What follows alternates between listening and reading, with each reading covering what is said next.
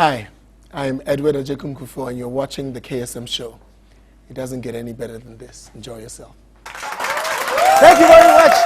It's good to be back, and today's a day of inspiration. Well, always on the program, we inspire, man. Show some love, man. We inspire. I have a gentleman here who handles the morning show on XFM.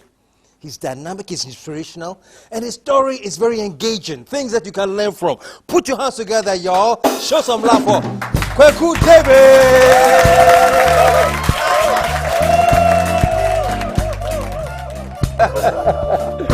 Good to see you, man. Have a seat, man. Welcome to the show. Thank you. I like interviewing the interviewer. It's fun. Wow, you know, I'm so honored and so flattered to be here right now. I mean, KSM Show is the show. Well, you're making me blush, but I accept it humbly. Thank you so much. Good to have you here, man. It's good to be here. And one of the things that impresses me about you is, my God, multi-dimensional, man. The man, he's a photographer. The man, he's a radio host. The man, he's a motivational speaker. You want more? No. The man is a pastor. You want more? He does everything, man. Well, good God.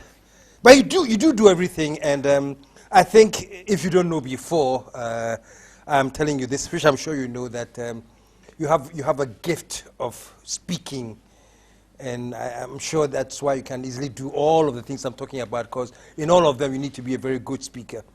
I think that when you are blessed with a lot of talent and you discover the things that you're blessed with, you owe it to yourself to make sure that you don't go to the grave with anything left untapped. You know, so for me, I just believe that I just need to work hard and harder than everybody else around me if I can, just so that the rest of my environment, my community, wherever I find myself, is impacted by whatever God gave me, you know, before I go to the grave eventually. Yeah. Well, you're doing well at that, man. Show some love, man. Well, the thing is this, you know, personal conversations and some reading. I found that you are somebody that listens. I do. Yeah, you listen very well. No, I do. And I'm bringing that up because I know a lot of the youth watch this program, and most of them watch it for inspiration. Okay. And I think one of the things about you which I like is your ability to listen, digest, and then once you are convinced that is actually going to be adding value to your life, you move ahead and you do it. Yes. Yeah? Yes, that's very true. Yeah. All through my life, I found that, I don't know, I think I get it from my parents. Because my dad and my mom are very, very thoughtful people. What does your dad do? He's an accountant. He's an accountant, and he's also a pastor as well. Oh, really? Yes. Okay. So, I mean, when I was born, he was already born again. So, you know, and then he was already actively involved in church work and so on. And your mom? So, my mom is a teacher by profession. She's retired, you know, many years. I think it was after my sister, who follows me, was born. She then retired and decided to be a domestic, what do they call those? Domestic engineers or domestic... Yeah. That's a politically correct way. So they have been basically my first inspiration, you know, in terms of growing up. And they tend to be very thoughtful, and my dad is a reader, you know, so I got that also from him.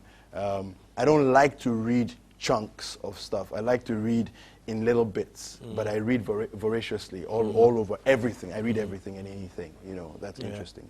So.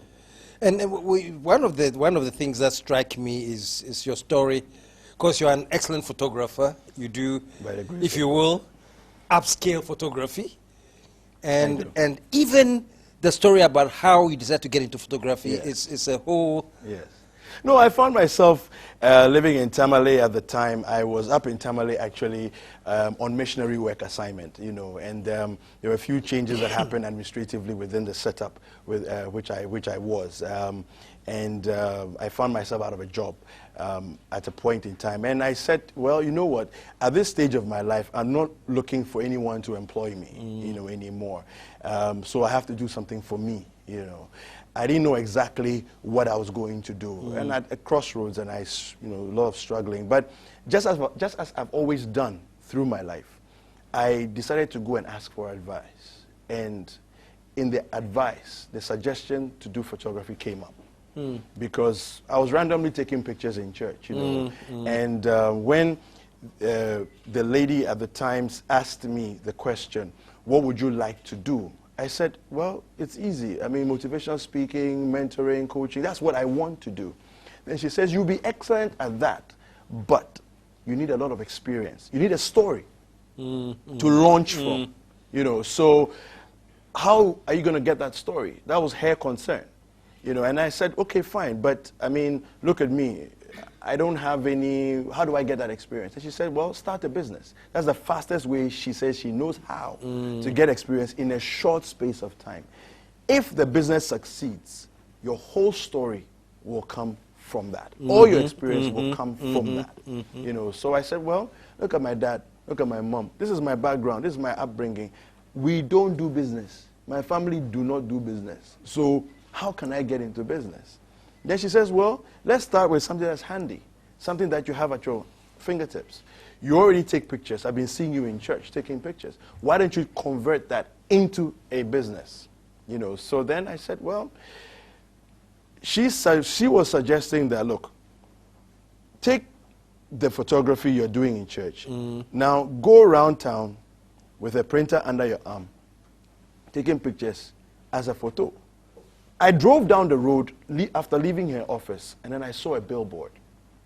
Steve Abebio had shot the original Glow billboards that came out. And Steve is my friend, and I happened to be at the first 2 days of that photo shoot.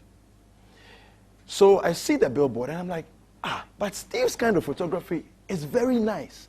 So for the very first time since that conversation, it suddenly occurred to me that I can do this. Because I'm seeing something that's attractive, that seems to fit with my mindset, my perceived persona, station in life, whatever it is. I can actually do this. So then I take my phone, because I know Steve is my friend. So I called Steve Abebio and I said, I'm going to be a photographer. And Steve starts to laugh. And I'm like, Steve, I'm serious. Then he said something to me that revolutionized my thinking since then. He said, if you're serious, you will do well. And I think that for me, that has been one of the mantras, the mottos, whatever you can call it, that has stuck with me and motivated me and directed me. You are serious. If you are serious, you will do well. Anything in life, if you are serious, you will. If you are serious. Yes, if you are serious, you will do well. So quite honestly, I mean, for me, that has been my motivation and the driving force, you know. So basically, it started right from the get-go. Steve says, do 5 weddings, give your first 5 weddings out for free. So I said, okay, fine. Ever since then, any challenge, any new junction that I meet within the photography profession, I will always call Steve. What do I do next? A client calls, I call Steve. How much do I charge? What do I do? How do I approach this client? And he's always there on point to advise and direct. You know, and I think that that's a very important thing for young people who are out there listening. Whatever business it is you're in, find a mentor, somebody who's gone out there ahead of you. And He's seen it before. Yeah. He's done it already. Yeah. Don't try to reinvent the wheel. Shortcut your progress by having conversations. So contact those who are experienced in it. Yes. And who have a proven track record. Who have a proven track record. And learn from that. Just learn from it. Don't try to make a new TV. That TV has already been made. You know, find out how they made it and just make one. Put your name on it and you have a TV. You know, so that's the way it is. So what is the most useful lesson you have learned in terms of being inspired to be on your own? What one thing would you share with the youth that are listening now? I think I can say that focus is key. Concentration and focus. If you focus on something, you will magnify, signify, and perpetuate. These 3 things. You will make your office. You see, because when I was getting into photography, Steve and maybe 4 or 5 other people were the photographers as opposed to photographers. Say that again. Photographers, as opposed to photographers. You see, because we have the photos, and everybody can be a photo. But not everyone has the creativity, okay, and the business mindset to be a photographer. Okay, and there were just a few people on the landscape when I started. Now there's hundreds of people. Photographers? Yes. Yeah. You know, who are in there. They're either at EcoBank or Stanchart or wherever, and on the weekend, they are also doing this. You know, a few also have ventured to go solo on this, and this is the main business that they do. But when I was getting into it, there was just a handful of people. But focus suddenly means that photography now becomes something great. You magnify your office. People begin to look at you as a serious person, and the business becomes glorified. It becomes something that becomes significant. So you magnify, you signify, and then you perpetuate. So that's it for me. You know. Well, note that down. Magnify, signify, and pepperfy. No. Yeah. Well, that's great. What about personal life? What are you married? Well, you will not see a ring here, but don't let that deceive you. I got married on the 12th of March, 2005. I'm not divorced. 2005? I'm not divorced yet, so. Wow. Yeah. And young, yeah? Yeah, 2005. I'm a little older than I look, actually. Well, at least that's what I get told. That's what I get told.